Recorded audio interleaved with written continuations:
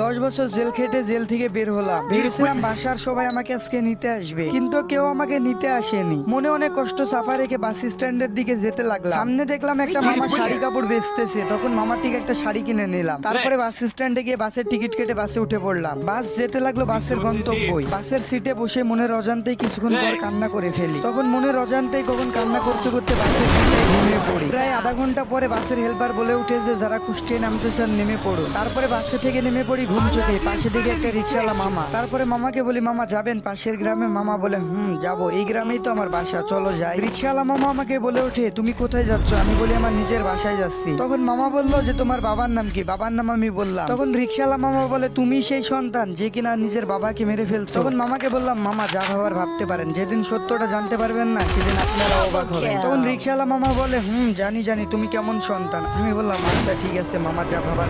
তখন মামাকে আমি বলি মামা গ্রামটা অনেক চেঞ্জ হয়ে গেছে তাই না? তখন মামা বললো তা তো হবে। আমি বললাম মামা বাসার সামনে নামাই দেন। মামা বললো ঠিক আছে। তারপরে মামা কিছুক্ষণ পরে আমার বললো এখানেই নামো। তখন আমি বললাম মামা কোথায় নামাই দিচ্ছে? তখন রিক্সাওয়ালা মামা বললো ওই যে সামনের বাসাটা দেখছো না, ওটাই তোমার বাসা। আমি বললাম আচ্ছা ঠিক আছে মামা, এই নেন আপনার ভাড়া। নিজের বাসাটাকেও আমি চিনতে পারছি না, কারণ 10 বছর আগে দেখে গিয়েছিলাম কি আর এখন দেখতেছি কি। এখন দেখতেছি বাসাটা পুরো পাল্টে গেছে। বাসার কলিং বেল চাপা মাত্রই দেখি যে মা আমার দরজা খুলে দিল। মা বলে উঠলো খুনিটা আমার বাসায় এসেছে কেন? কেউ ওকে বেরিয়ে যেতে বল। মা তুমি বিশ্বাস করো আমি বাবাকে কখনোই হত্যা করিনি। তুই যদি আমার কখনো সামনে আসিস তাহলে আমার মরা মুখটা দেখতে পাবি। এমন কথা বলিও না মা, আজ অন্তত পক্ষে একবার তোমার এই সন্তানকে বুকে জড়িয়ে নাও। তোর স্থান কোথাও নেই আর তোর স্থান কোথাও হবেও না। আকাশ এই খুনিটাকে এখনই বাসায় থেকে বের করে দে। আচ্ছা ঠিক আছে মা, আমি দেখতেছি। তখন হাসান উঠে বললো ভাইয়া বিশ্বাস করো আমি আব্বুকে কখনো হত্যা করিনি। আকাশ উঠে বললো তুই বাবার নাম মুখে নিবি না, তোর মতো সন্তান যেন কোনো বাবা মায়ের ঘরে জন্ম না নেয়।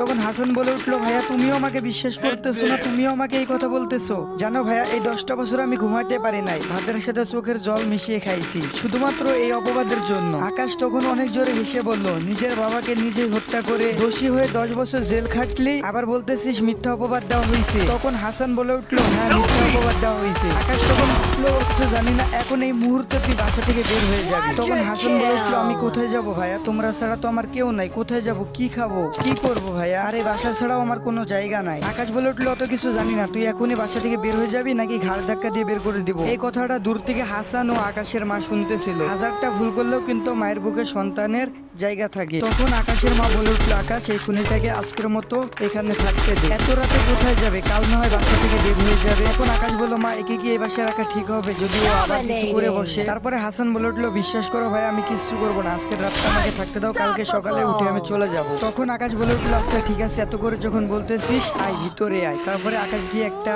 হাসানকে রুম দেখিয়ে দিল ঘুমানোর জন্য। তারপরে হাসান বলে উঠলো একটু খাবার পাওয়া যাবে কি ভাইয়া, অনেক ক্ষুধা পাইছি। তখন আকাশ বলে উঠলো তোর এই বাসাতে খাবার খাওয়া হারাম, যদি আরেকটা কথা বলিস তাহলে তোর ঘাড় ধাক্কা দিয়ে বাসা থেকে এখনই বের করে দেবো। তখন হাসান বলে উঠলো আচ্ছা ভাইয়া খাবার লাগবে না, ঘুমাই। ঠিক রাত 3টা বাজে একটা চিৎকারের শব্দ হয়ে উঠলো। বলে উঠলো বাঁচাও বাঁচাও প্লিজ, কেউ আমাকে বাঁচাও, প্লিজ প্লিজ কেউ আমাকে বাঁচাও। এমন শব্দ শুনে সবাই বাইরে এসে দেখে হাসান কাজের মেয়ের আয়েশার ব্লাউজের ফিতা খোলা। এমন দেখে আকাশের পায়ের রক্ত মাথায় উঠে গেল। তখন আকাশ বলে উঠলো কি হয়েছে আয়েশা, তুমি এত কান্নাকাটি করতেছো, কি ব্যাপার? তখন আয়েশা বলে উঠলো স্যার আমাকে প্লিজ বাঁচান, আপনার ভাই আমার সাথে শারীরিক সম্পর্ক করতে চাইছে, কিন্তু আমি রাজি না থাকায় আপনার ভাই আমার সাথে জোরাজুরি করতে চাইছে। তখন হাসান বলে উঠলো এই মেয়ে তুমি এত মিথ্যা কথা বলতেছো কেন? তুমি তো আমার রুমে এসে কান্নাকাটি করতেছো। আর বলে উঠলো তুমি আমাকে ফাঁসাতে চাইতেছো। তখন আকাশ বলে উঠলো হাসান একদম চুপ করে থাক, নাহলে তোর কিন্তু একবারে অবস্থা খারাপ করে ফেলবো। আয়েশা কেমন মেয়ে আর কতটা ভালো মেয়ে সবাই জানে, ওর মতো মেয়ে হয় না গ্রামের মধ্যে, আর তুই যেমন এটা গ্রামের সবাই জানে। আর ঠিক তখনই হাসানের মা আর আকাশের মা ওইখানে চলে আসে। তারপরে বলে আকাশ কি হয়েছে আর আয়েশা তুই কান্না করতেছিস কেন? তখন হাসান বলে উঠলো খালা আমি আপনাদের বাসায় আর কাজ করবো না, আপনার ছোট ছেলে আমাকে ধর্ষণ করতে চাইছিল। তখন আকাশের মা বলে উঠলো আয়েশা তুই এসব কি বলতেছিস? তখন আকাশ বলে উঠলো হ্যাঁ মা ও যা বলতেছে সব সত্যি বলতেছে, আমি বুঝে গেছি মা। হাসান কি চায়? হাসান চায় আমাদের এই সমাজে মান সম্মান সব ধুলোয় মিশে যায়। তারপরে হাসানের মা আর কিছু জানতে না চেয়ে হাসানের কাছে এসে 2 গালে থাপ্পড় দিয়ে গাল দুটোকে একেবারে লাল করে ফেলে এবং হাসানের চোখ দিয়ে পানি বেরিয়ে আসে। তারপরে বলে উঠে তোর মতো কুলাঙ্গার সন্তান এই পেটে ধরছিলাম বিশ্বাস হচ্ছে না, নিজের বাবাকে তো 10 বছর আগে একেবারে খেয়ে ফেলেছিস, এখন আবার আরেকজনকে খাইতে চাইছিস, আর কতজনকে খাবি? তখন হাসান বলে উঠলো বিশ্বাস করো মা তোমার কসম আমাকে এখানে ফাঁসানো হচ্ছে। তখন হাসানের হাসানের মা বলে উঠলো, ওই মুখে আমার নাম নিবি না, আর তোর ওই মুখে আমার কসমও কাটবি না, তোর মতো ছেলে আমার দরকার না। আর ঠিক তখনই হাসানের মা বলে উঠলো, তুই যদি এই বাসা থেকে বেরিয়ে না যাস তাহলে তুই আমার ক্ষতি দেখবি, আর এটাই হলো আমার আদেশ, এখন তুই ভেবে দেখ কি করবি। তখন হাসান বলল, মা সকালে যাই। তখন হাসানের মা বলল, এই মুহূর্তে এখনই তুই আমার চোখের সামনে থেকে বেরিয়ে যাবি। আচ্ছা ঠিক আছে মা, আমি চলে যাব, তোমার আদেশ আমি পালন করব। তবে একটা কথা মনে রেখো মা, আমি একটা কথা বলে গেলাম, বাবাকেও আমি হত্যা করি নাই, আর এই মেয়েটারও আমি কিছু করি নাই, আমাকে ফাঁসানো হয়েছে। ভালো থেকো মা, কেউ একজন চায় না আমি এখানে থাকি,